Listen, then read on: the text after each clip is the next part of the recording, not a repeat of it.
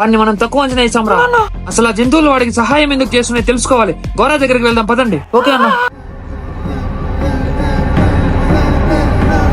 గోరా, ఏమైంది భిక్షు, ఇలా వచ్చావు? నాకు వీడితో ఒక సమస్య వచ్చి పడింది. వీడు జంతువులతో మాట్లాడుతున్నాడు, జంతువులు వీడికి సహాయం చేస్తున్నాయి. అసలు ఏం జరుగుతుంది గోరా?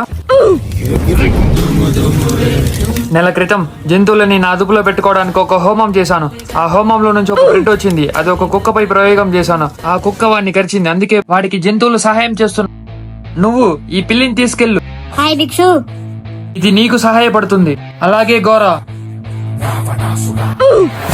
నన్ను అడవికి తీసుకువెళ్ళండి. అలాగే అడవికి వెళ్ళరా.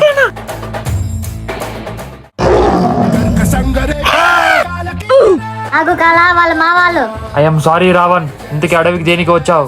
ఆ వాళ్ళు నా చింటుగాడ చాలా టార్చర్ చేశాడంట. మీ సహాయం కావాలి కాలా. అవునా, పద రావణ్, వెళ్ళి వాళ్ళంతా తేలుద్దాం. మీరు వెళ్ళి వాడి తమ్ముడిని కిడ్నాప్ చేయండి. నేను ఏదో ఒక కుక్కని కిడ్నాప్ చేస్తాను. అప్పుడు వాడి కుక్క ఖచ్చితంగా విడిపోతారు. వాడు ఖచ్చితంగా వాళ్ళ తమ్ముడు కోసం వస్తాడు. అప్పుడు వాడిని పని చెప్దాం. ఓకేనా? హలో తమ్ముడు, ఇప్పుడు నా దగ్గర ఉన్నాడు. నీ కుక్కల్లో ఒకటి మా వాళ్ళ దగ్గర ఉంది. వీళ్ళిద్దరిలో ఎవరిని కాపాడుతావో తేల్చుకో.